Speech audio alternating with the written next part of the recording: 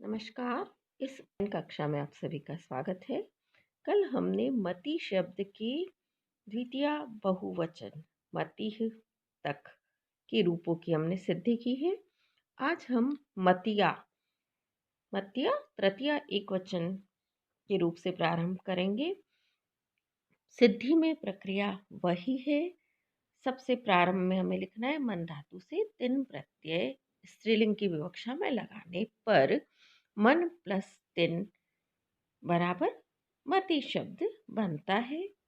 कृत तद्धित समासाश्च से कृदंत मति की प्रातिपदिक संज्ञा सौजस समोट सूत्र के द्वारा मति से परे सु आदि 21 प्रत्ययों की प्राप्ति होती है। द्वैकयोर द्विवचनैक वचने सूत्र के द्वारा एकत्व की विवक्षा में तृतीय एक वचन का टा प्रत्यय लगाने पर मति प्लस टा रूप बनता है।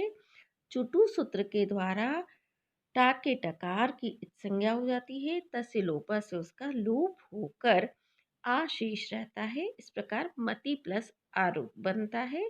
इको यंची सूत्र के द्वारा मति के ती में स्थित जो ई है वो ई इक प्रत्याहार में आता है। ई उनरील रिक, ठीक है, तो वो इक है। उसके परे आ अच है, तो उस इक के स्थान पर इको यंची के द्वारा यणादेश होता है। अब यणादेश में भी हयवरट में य से हम लेते हैं हयवरट लन, य व र ल 4 वर्ण आते हैं, किंतु ई के स्थान पर यणादेश य होता है क्योंकि इचु यशा नाम तालु, ई और य दोनों का उच्चारण स्थान तालु है, तो उच्चारण स्थान की समानता के कारण के स्थान पर यह होता है। इतना विस्तार में हमें नहीं लिखना है, ये समझने के लिए मैंने बताया है। आपको इतना ही लिखना है कि इको यणची सूत्र से ई के स्थान पर यणादेश यकार होकर मत त हलंत हो गया, यह हलंत है और आ बराबर मत्या रूप य में आ मिल गया और त आधा है तो मत्या रूप सिद्ध होता है। अब मतिभ्याम मतिभ्याम तृतीया चतुर्थी और पंचमी तीनों विभक्तियों के द्विवचन में मतिभ्याम रूप बनता है। तो यहाँ भी हम वैसे ही प्रक्रिया अपनाएंगे। मन प्लस तिन बराबर मति और कृतज्ञ समासाश्च से मति की प्रातिपदिक संज्ञा, ठीक है ना, और सौजस समोट से मति से परे सु आदि 21 प्रत्ययों की प्राप्ति और द्वैक्योर द्विवचनी एकवचनी सूत्र के द्वारा द्वित्व की विवक्षा में पहले हम तृतीया का सिद्ध करते हैं। तो तृतीया विभक्ति द्विवचन का भ्याम प्रत्यय लगाने पर मति प्लस भ्याम रूप बनता है। स्वरूपणाम एक शेष एक विभक्त सूत्र से एक मति शब्द का लोप होने पर मति प्लस भ्याम रूप सिद्ध होता है। अब मतिभिः मति मति मति के द्वारा या तीन मति के द्वारा बहुवचन का रूप है ये। तो प्रक्रिया वही है। मैं बार बार इसीलिए बोलती हूँ कि आप सभी को इसका अच्छे से अभ्यास हो जाए। मन धातु से स्त्रीलिंग की विवक्षा में तिन प्रत्यय लगाने पर तथा अनुबंध लोप करने पर मन प्लस तिन हमने बनाया और मन प्लस तिन तथा अनुबंध लोप करने पर मति शब्द बनता है। मति कृदंत है, इसलिए कृत तद्धित समासशास्त्र से मति की प्रातिपदिक संज्ञा सौजस समोट सूत्र के द्वारा मति से परे सु आदि 21 प्रत्ययों की प्राप्ति होती है और बहुषु बहुवचनम सूत्र के द्वारा बहुत्व की विवक्षा में तृतीया विभक्ति बहुवचन का विस प्रत्यय लगाने पर मति प्लस विस रूप बनता है। तब सकार को रुत्व और विसर्ग होकर मति भी बनता है, लेकिन मति भी शब्द की सिद्धि आती तो सभी सूत्रों का हमें प्रयोग करना है। तो मति भिस में स्थिति जब होती है रहती है तो ससजु सुरु सूत्र के द्वारा सकार को रू आदेश होकर मति भी रू छोटा आएगा, मति भी रू और उपदेशे अच अनुनासिक इत के द्वारा रू के उकार की इत संज्ञा तस्य लोप के द्वारा उकार का लोप होकर मति भी र हलंत हो गया, उ गया तो मति भी र रूप बनता है और खर अवसानी और विसर्जनीय से रकार को विसर्ग होकर मति भी रूप सिद्ध होता है। अब जहाँ गित प्रत्यय लगाए जाते हैं, जैसे चतुर्थी एकवचन में, पंचमी और षष्ठी एकवचन में। चतुर्थी एकवचन का है गे प्रत्यय, पंचमी में है घसी प्रत्यय, षष्ठी में है घस प्रत्यय, ये एक वचन के प्रत्यय है ना। और सप्तमी में है घी प्रत्यय। तो जहाँ ये गित प्रत्यय जिसमें गकार की इत संज्ञा होकर उनका लोप हो जाता है, तो उसको कहते हैं गित। तो ये गित प्रत्यय जहाँ लगाए जाते हैं वहाँ एक सूत्र लगता है गीति रस्वश्च। गीति रस्वश्च सूत्र भी ये प्रकरण का सूत्र है। इसका अर्थ भी आप अच्छी प्रकार से याद कर लीजिएगा। इसका अर्थ है स्त्री शब्द को छोड़कर इयंग उवंग स्थानी नित्य स्त्रीलिंग दीर्घ इकार दीर्घ उकार और रस्व इकारांत और उकारांत शब्दों की स्त्रीलिंग में विकल्प से कित परे रहते नदी संज्ञा होती है। तो यहाँ भी स्त्री शब्द की नदी संज्ञा नहीं होती है। स्त्री शब्द को छोड़कर ऐसे शब्द जहाँ इकार और उकार के स्थान पर यंग और उमंग आदेश हुए हो। यहाँ लिखा हुआ है ना, यंग उमंग स्थानीय दीर्घ इकार दीर्घ उकार। तो स्त्री शब्द को छोड़कर ऐसे नित्य स्त्रीलिंग शब्द जहाँ दीर्घ इकार और दीर्घ उकार के स्थान पर यंग और उमंग आदेश हुए हो, तथा रस्व इकारांत और उकारांत शब्दों की, जो रस्व इकारांत हो या रस्व उकारांत हो, ऐसे शब्दों की स्त्रीलिंग में विकल्प से गित परे रहते नदी संज्ञा होती है। जैसे मति प्लस ए, ब्रैकेट में हम लिख देंगे गे, क्योंकि गे के गकार की ल शक्व तद्धित से इत संज्ञा होकर उसका लोप हो जाता है, तो ए शेष रहता है।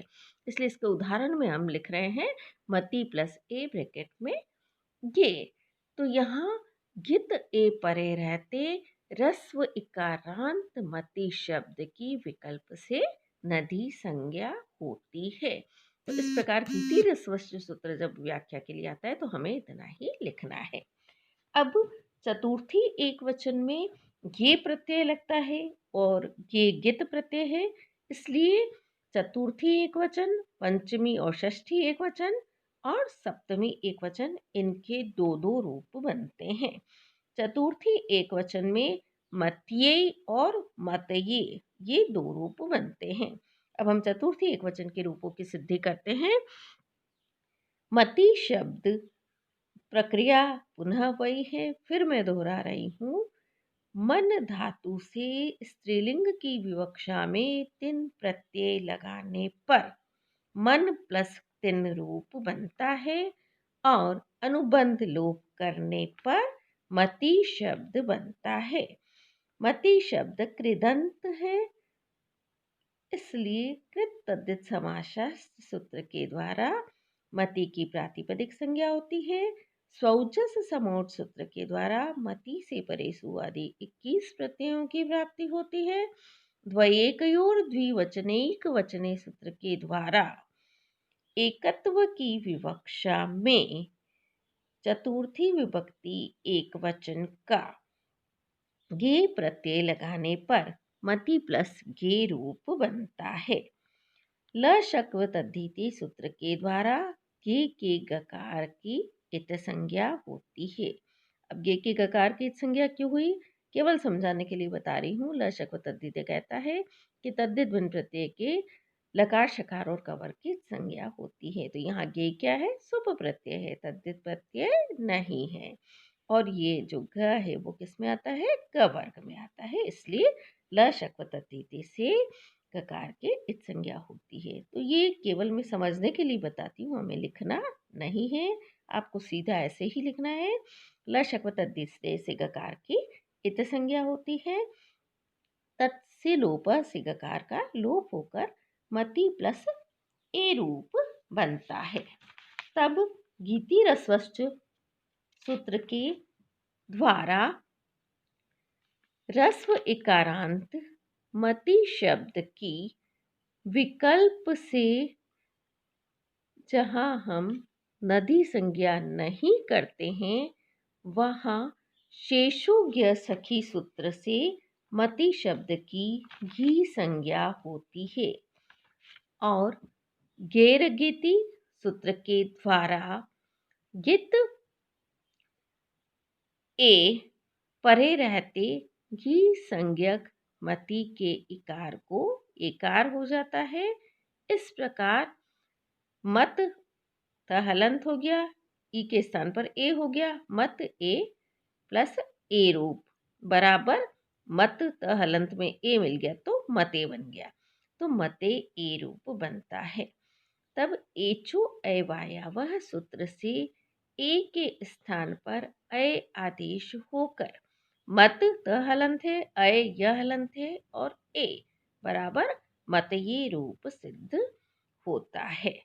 तो इस प्रकार से जैसे हरिये बनता था वैसे ही यहाँ पे मतीय रूप बना है।